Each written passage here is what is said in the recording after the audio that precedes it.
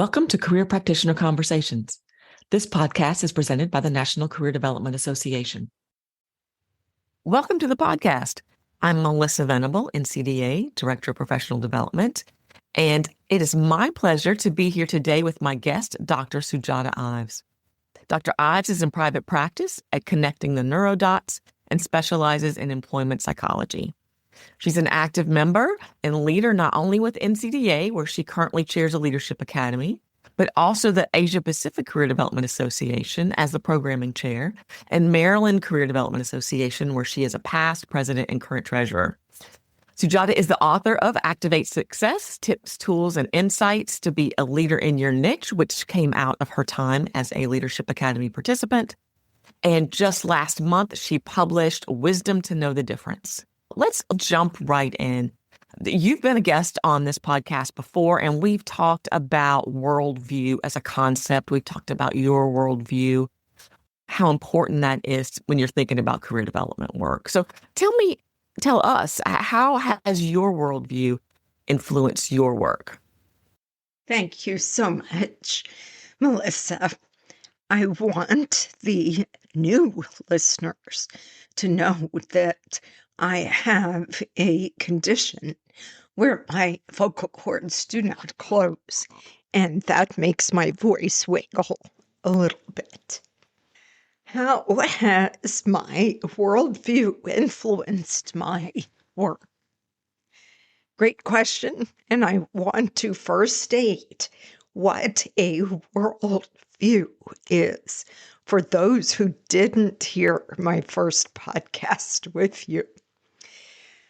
A worldview is a person's unique and fundamental beliefs and values that shape how they interpret their perceptions and interact with the world. The brain perceives, judges, and senses all day and all night long. A formulated worldview influences goals and ethics and behaviors, and that provides a guiding framework for understanding life so that the person can make decisions and solve problems. So, how people interpret their perception, because for us as human beings, it's all about perception. So how they interpret their perception greatly impacts the way they view the world they live in. It can make or break them. It can certainly reveal them. It can be a downfall or an upfall. I encourage listeners to write down their worldview today if they have never written it down. It's very important. So, as an employment psychologist with a humanistic worldview, I believe that every individual has inherent worth, potential, and the capacity for growth. Everyone.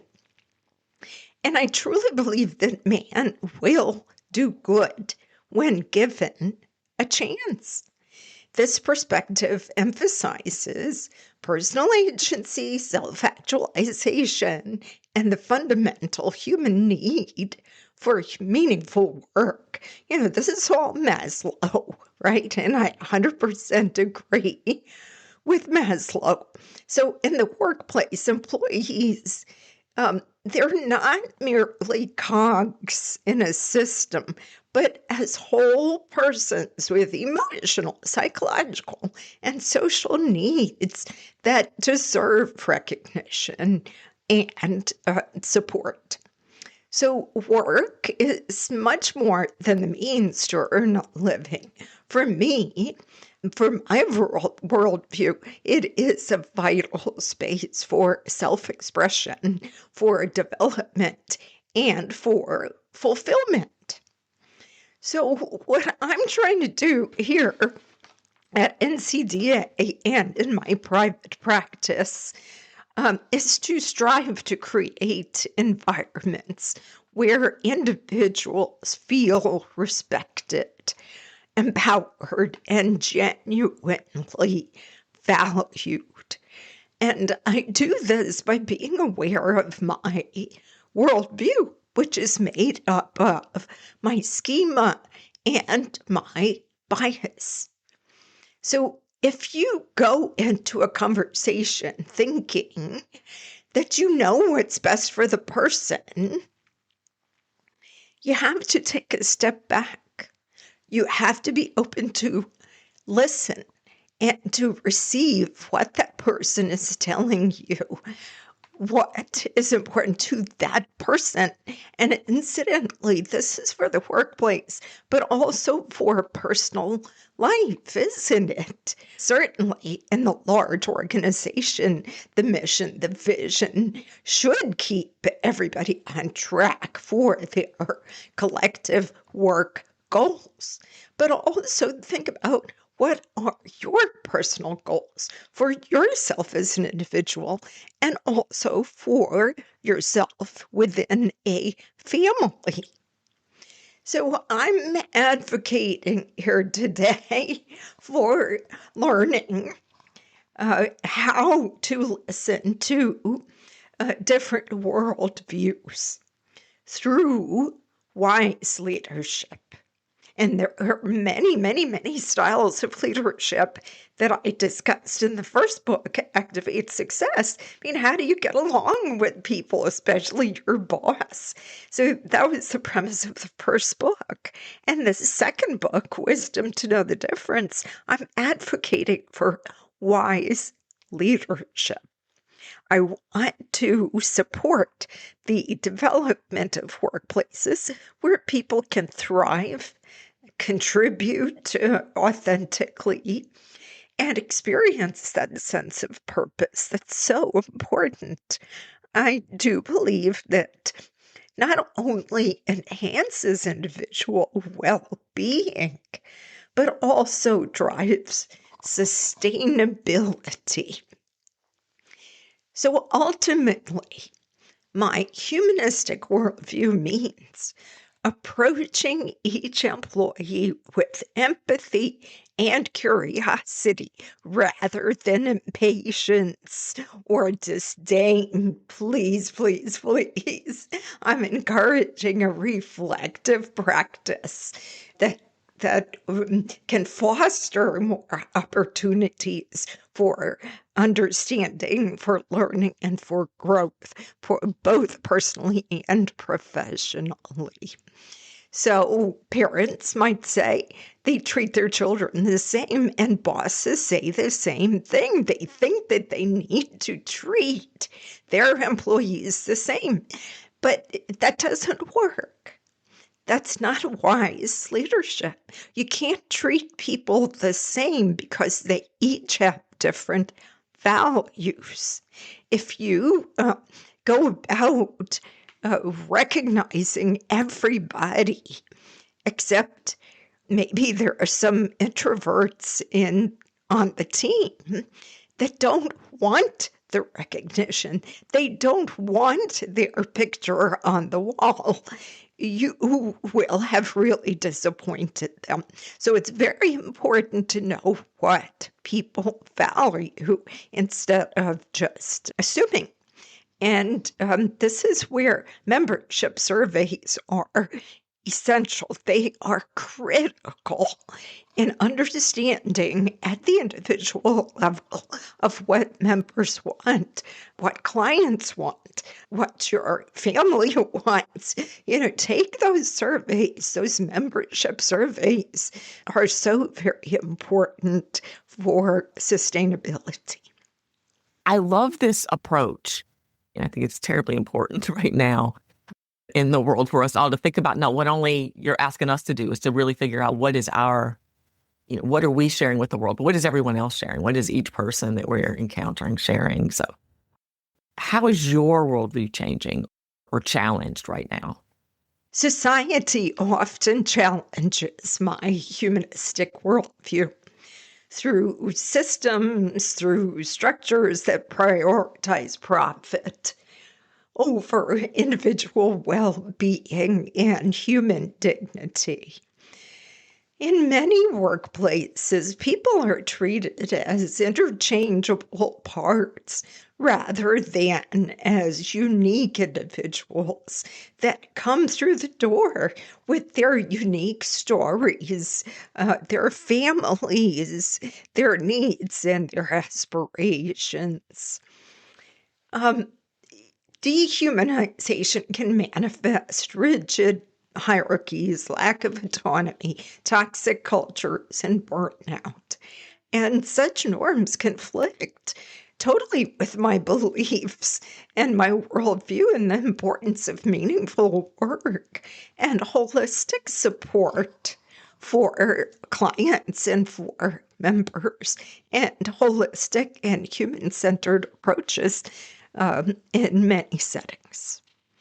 Societal narratives around success and money as worth can undermine the humanistic emphasis on intrinsic motivation and personal growth.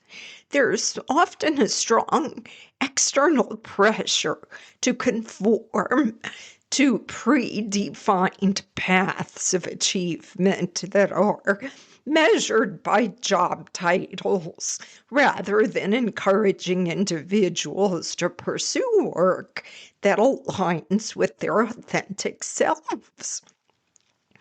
And these cultural values can discourage self-reflection and diminish the importance of purpose, passion, and well-being, which are absolutely central to my worldview as an employment psychologist. Now, don't get me wrong, money is critical, it's very important. Don't, think that I don't know the importance of paying your mortgage or your groceries. But please understand that money is a tool. It should not be the sole goal, because you'll end up as a case study that's akin to the psychology of Scrooge. Okay, so lastly, systemic inequalities further challenge the humanistic ideal for equal potential and opportunity for all. I mean, that's why my parents migrated here. We came here when I was 10 years old because of that Pledge of Allegiance, right? Justice for all, opportunity and potential for all. And while I believe that every person has the capacity for growth and fulfillment, there are societal barriers that often limit access to supportive environments and career development. And this dissonance between the ideal forces me to confront difficult truths and adapt my practice to advocate not only for individual empowerment, but also for structural change. I hope that a day comes in the future where I can run for the NCDA presidency, because these are the values and this is the worldview that I want to bring to the table. When a worldview is challenged, especially one that's rooted in humanistic values, a few key priorities become essential to maintain both integrity and effectiveness.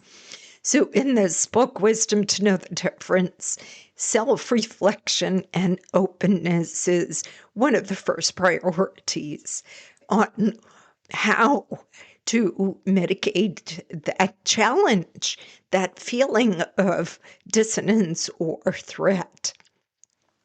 Remaining open to feedback, open to perspectives, instead of just being negative and saying that you dislike, because that will get you even more further into your limbic system, your emotional discomfort. So we don't want that. We want the self-reflection and openness to lead to growth and to lead to perspicacity, to the wise mind. I want people to stay grounded in their core values. Yes, but not to the point of detriment. You cannot scream your core values with negativity, but rather through passive resistance, nonviolence philosophy that comes from Mahatma Gandhi and was adopted by Martin Luther King.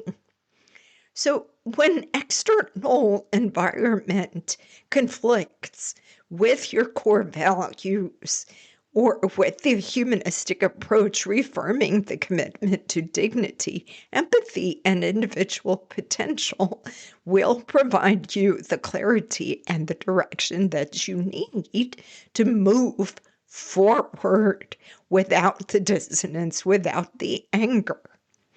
This grounding will help the cynicism and the burnout that's all around us.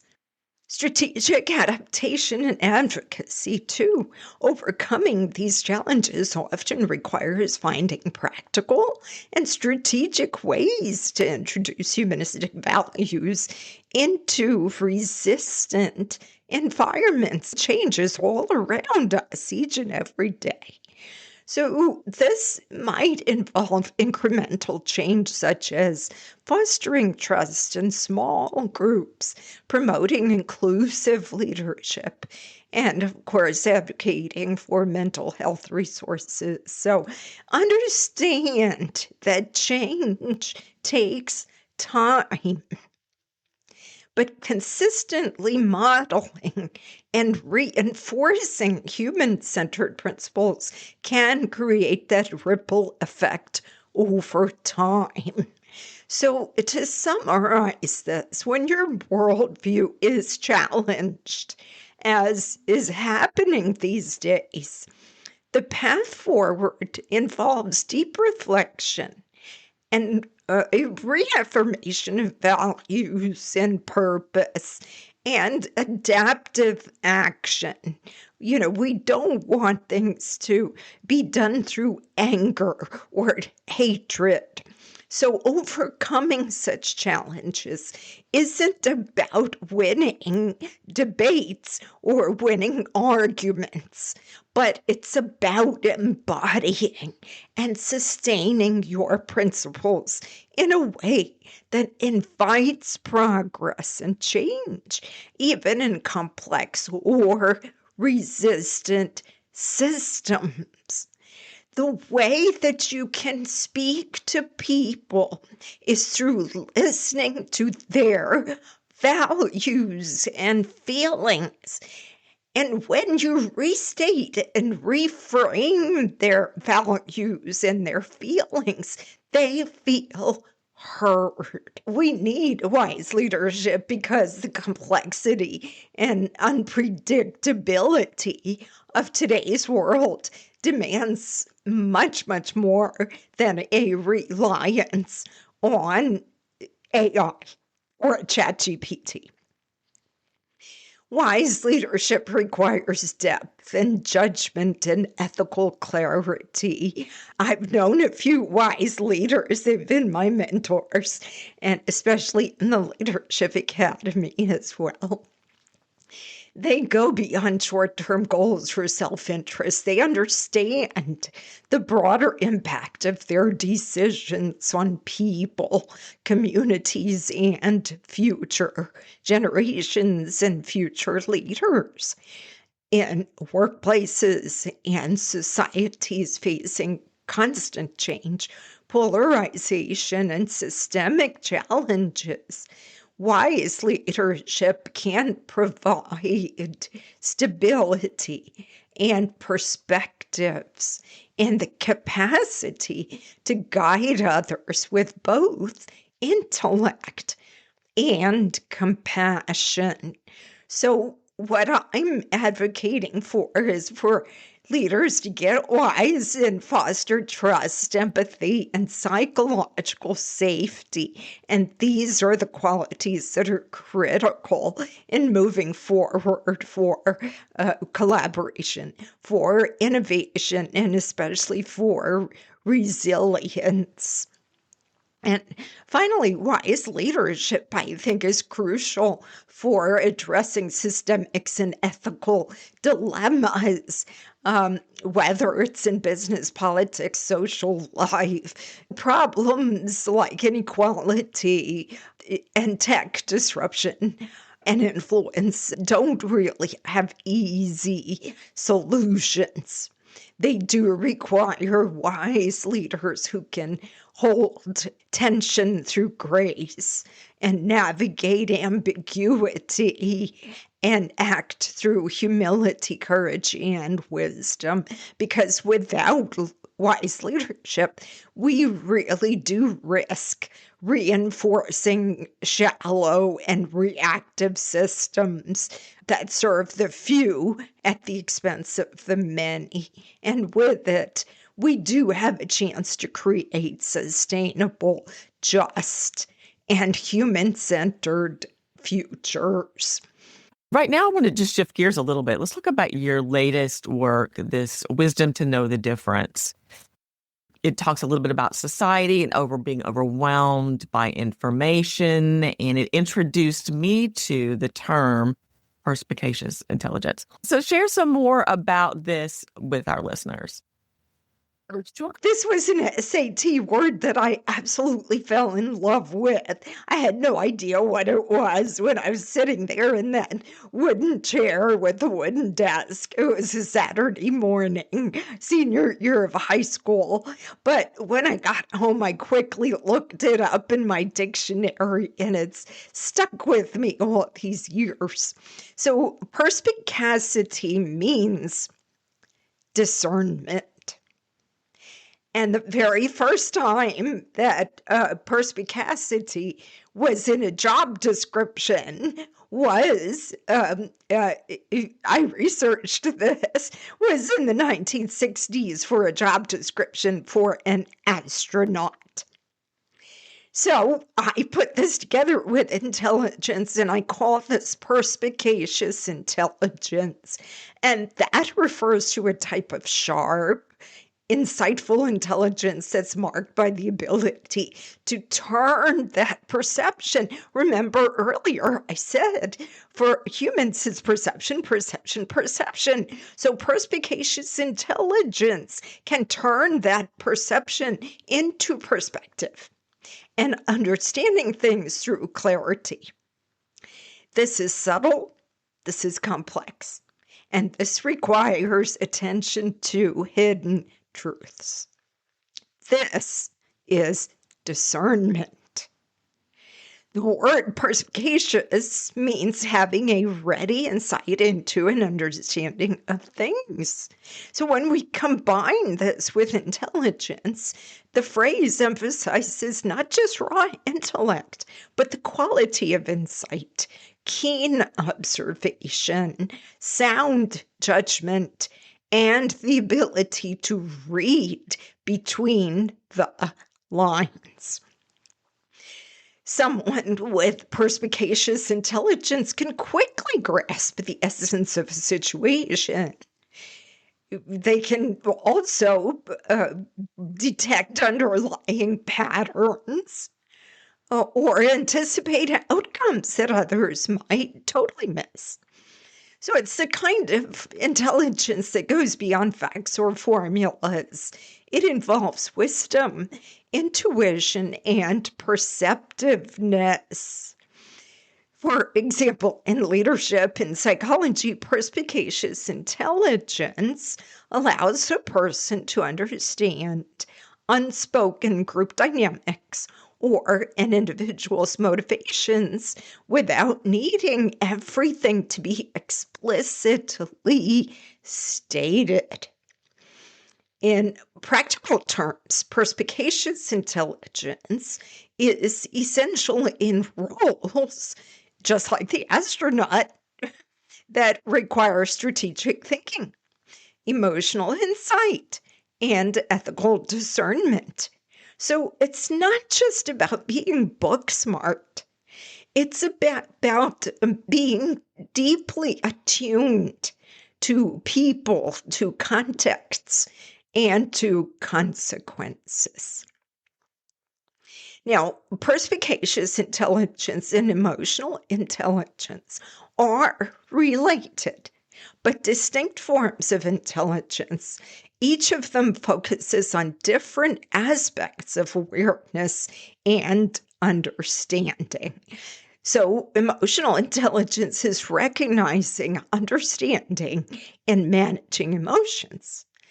Perspicacious intelligence is about deep insight, sharp perception, especially in complex or subtle situations. It's the ability to grasp hidden meanings and detect those patterns. That's a helpful, I think, not only definition, but puts it into some context.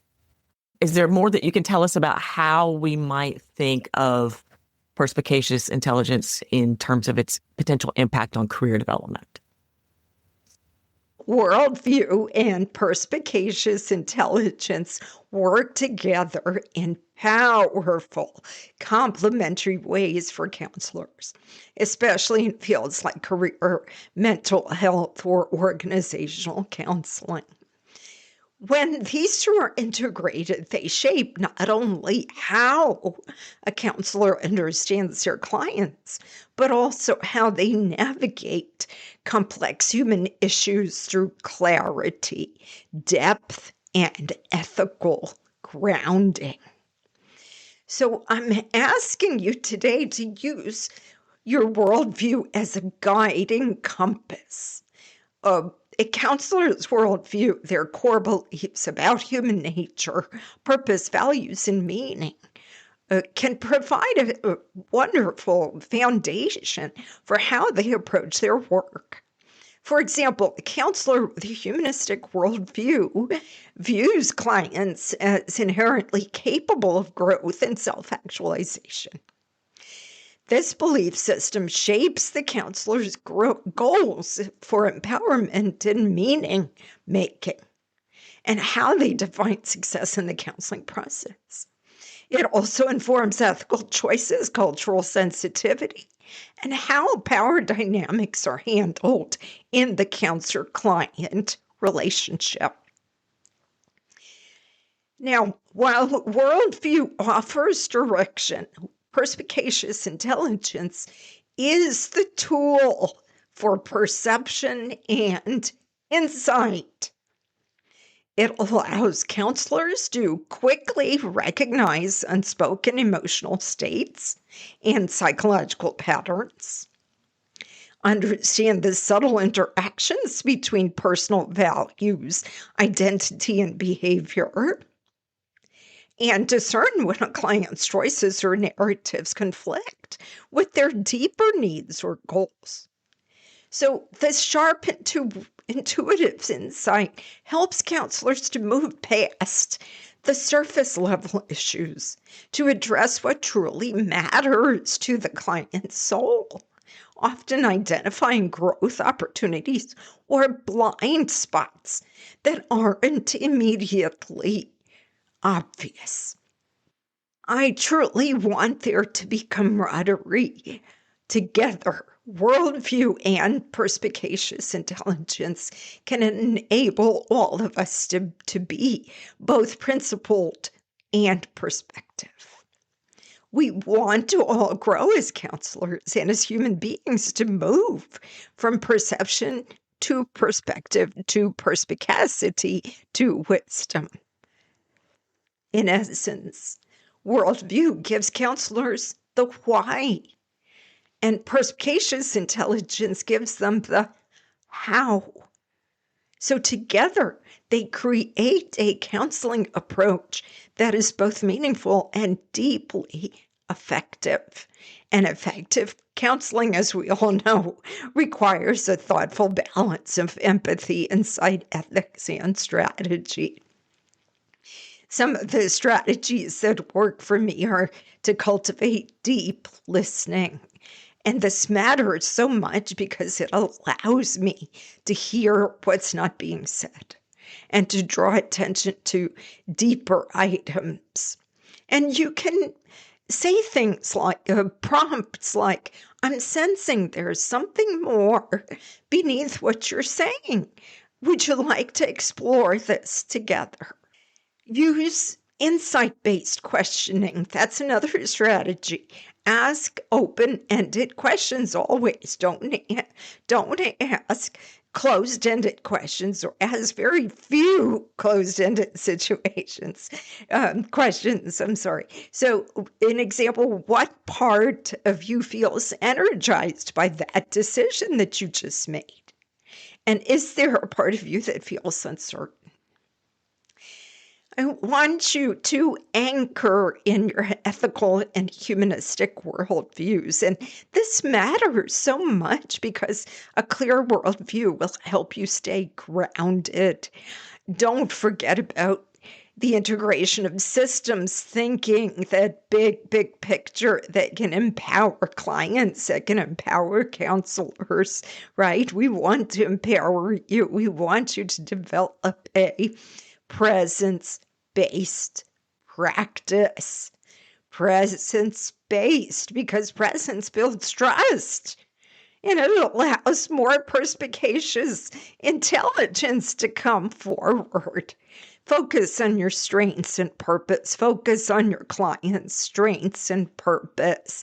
Whatever your role is, counselor, coach, guide, challenger, advisor, maintain cultural humility and maintain that curiosity, please, because clarity and purpose, along with your knowledge, is so very important to discern the energy within you, the energy between you and your client, the energy between you and your company.